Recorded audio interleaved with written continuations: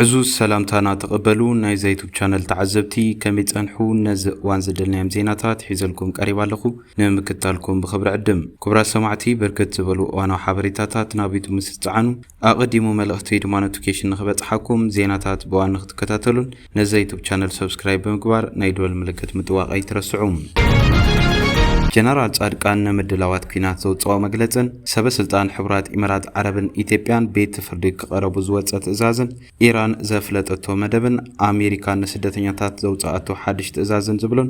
ካልኦትን ዝሕብሩ ዜናታት ኣለውና ክሳብ ሞዳታ ሓቢርኩምና ጽንሑ አሜሪካ ቋም መንበር ፍቃድ ነዘይብሎም ስደተኛታት ሓድሽ ትእዛዝ አውፅያም ኣብ አሜሪካ በጊዜያዊ መሰል ዕቁባ ዝነብሩ ዘለው ኤርትራውያንን ኢትዮጵያውያንን ዝርከቦም ስደተኛታት ዝምልከት ሓድሽ ትእዛዝ ተመሓላሊፉ ሚኒስትሪ ድሕንነት ውሽጢ ሃገር አሜሪካ ማይክ ዌይን ሙላን ኣብታ ሃገር ጊዜያዊ መሰል ዕቁባ ዝተዋሃቦም ዜጋታት ዝተፈላልያ ሃገራት ካብ ክልቲኡ ሓደ ኣማራጺ ክገብሩ ኣተሓሳሲብሎም ቋሚ መንበር ንምርካብ ከመልከቱ ወይ ድማ ናብ ዓደም ክምለሱ ኣተሓሳሲብሎም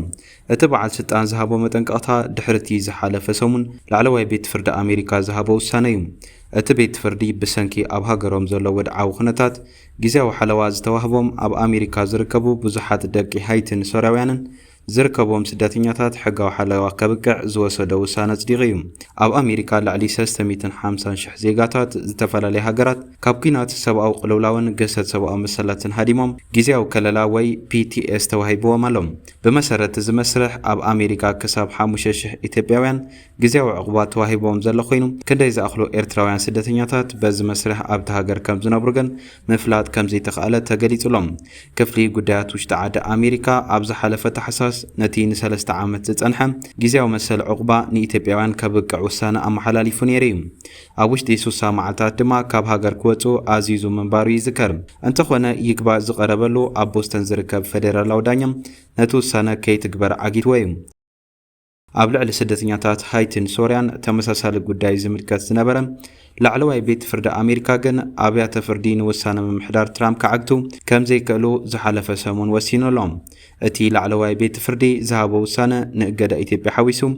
ኣብ ተመሳሳሊ ጉዳያት ዝምልከት ምዃኑ ሓደ ጠበቓ ንማዕኸናት ዜና ገሊጹሎም እዚ መስርሕ ክፍሊ ድሕንነት ሃገር ኣብ ኣሜሪካ ንዝርከቡ ኢትዮጵያውያን እውን ዝምልከት ከም ዝኾነ ይግመት ሙለን መመልከቲ ብምቕራብ ቀዋሚ መንበሪ ክትረኽቡ ክትፍትኑ ኣለኩም እንተ ዘይኮይኑ ናብ ሃገርኩም ክትምለሱ ክንሕግዘኩም ኢና ክብል ነቶም ስደተኛታት ኣጠንቂቑ ይርከባሎም ጊዜያዊ ዕቁባ ቀዋሚ መንበሪ ስለ ዘይኮነ ናይ ነፋሪት መጓዓዝያ ትኬትን ንመትከል እግር ዝኸውን $201 ከነቕርበልኩም ኢና ክብል መንግስቲ ኣሜሪካ ዝህቦ ደገፍ እውን ኣፍሊጡሎም ፌደራላዊ ሕጊ ኣሜሪካ መንግስቲ ብኩናት ብሕማም ወይ ካልኦት ኩነታት ንዝሃደሙ ኣብ ኣሜሪካ ዝርከቡ ስደተኛታት ጊዜያዊ ሕጋዊ ሓለዋ ክህብ የፈቀደ እቶም ኢትዮጵያውያን ኣብ ዝሓለፈ ኣብ ትሕቲ ፕሬዚደንት ኣሜሪካ ነበር ጆ ባይደን ዕቁባ ዝተዋህቦም እዮም ምምሕዳር ባይደን እዚ መሰል ዕቁባ ዘይብሎም ኢትዮጵያውያን ፍቃድ ስራሕ ክረኽቡ ዘኽእሎም ሓለዋ ብቐንዱ ምስ ኩናት ትግራይ ዝተኣሳሰረ እዩ ነይሩ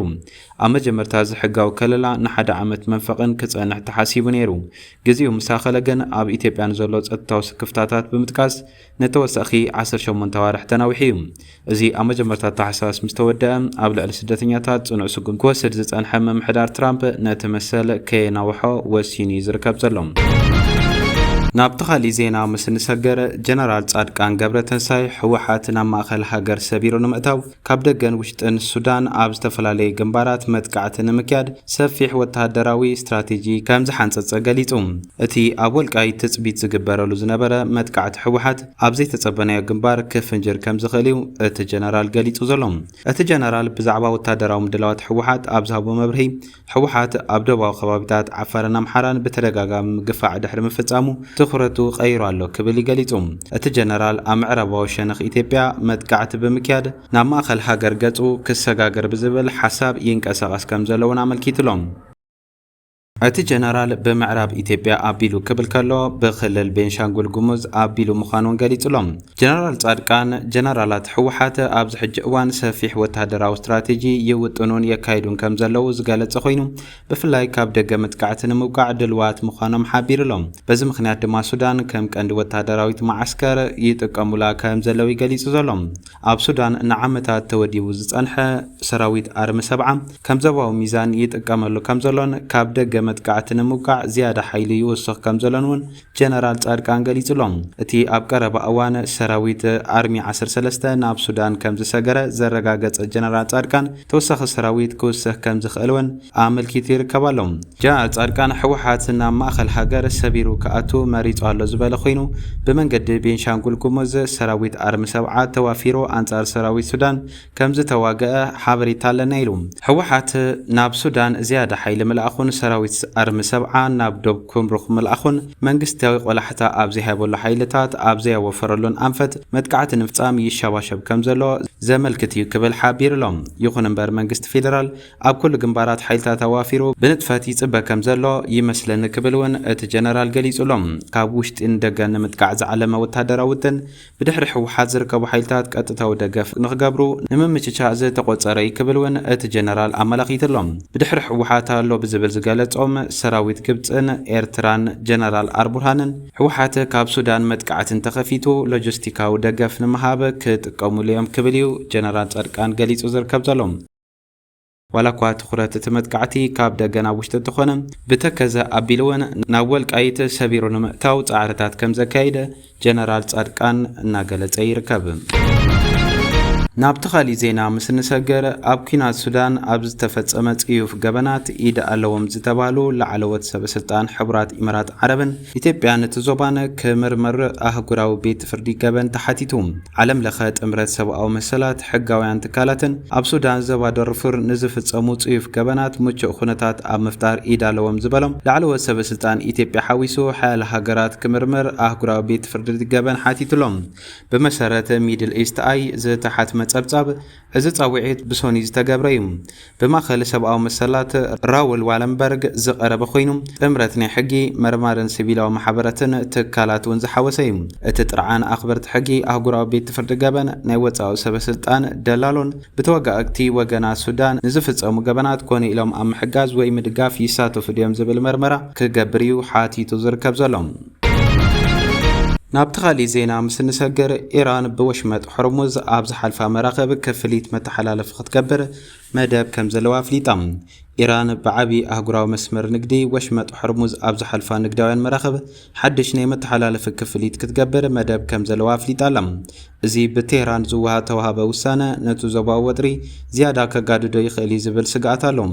ምክትል ሚኒስትሪ ጉዳያት ወጻኢ እታ ሃገር ካዚም ጋሪባባዲ ንሃገራዊ ቴሌቪዥን እታ ሃገር መግለጺ ሂብሎም ኢራን ኣብቲ ስትራቴጂካዊ መስመር ማይ ካብ ዝሰርሓ መራኸብ ክፍሊት ኣገልግሎት መተሓላለፊ ዝእክብ ሓበራዊ ስርዓት ንምትካል ምስ ጎረቤት ሃገራ ኦማን ክትዘራረብ ትደሊ ከም ዘላ እውን ገሊጹሎም። እቲ ምክትል ሚኒስትር ወሲኹ ወሽመጥ ሕርሙዝ ናብ ቅድሚ ኩናት ዝነበረ ኩነታት ኣይክምለስን ብምባል ኦማን ምትሕብባር እንተኣብያ ኢራን ነቲ ስርዓት ምእካብ ክፍሊት ብሓደ ወገን ንምትግባር ሙሉእ ድልውቲ ምዃና ኣዊጅሎም። ብተመሳሳሊ መግለጺ ቴህራን ንፈረንሳ ሓዊሱ ንሃገራት ምዕራባውያን ሓያለ መጠንቀቕታ ብምሃብ ኣብቲ ጉዳይ ኢደን ከየእትዋ ኣተሓሳሲባላ። በኣንጻሩ ኣሜሪካ ወሽመጥ ሕርሙዝ ንግዳዊት መርከብ ዝኾነት ሃገር ብመሰረት ኣህጉራዊ ሕጊ ብናጽነት እትንቀሳቐሰሉ ኣህጉራዊ ማይ ምዃኑ እያ ትጽዕር። እዚ ወግዓዊ መግለጺ ኢራን ኣብ ዓለም ለኻዊ ዕዳጋታት ጸዓትን ነዳድን ብዙሕ ኣቓልቦ ፈጢሩ ይርከብ ኣሎ። ትልሚ ክፍሊት ኢራን ተግበራዊ እንተኾይኑ ንኣህጉራዊ ቀረብ ጸዓት ድሕንነት ባሕርን ሓድሽ ሓደጋታት ክፈጥር ምዃኑን ነቲ ጂኦፖለቲካዊ ወጥሪ ድማ ናብ ካልእ ምዕራፍ ከሰጋግሮ ምዃኑን እዩ እናተገለጸ ዝርከብ ዘሎ። እምበር ከስ ክቡራት ተዓዘብቲ ነዚ እዋን ዝደለናዮ ሓበሬታ ዝመስል ነይሩ። ካሊእ ዜና እስካዕ ንራኸብ። ሰላም።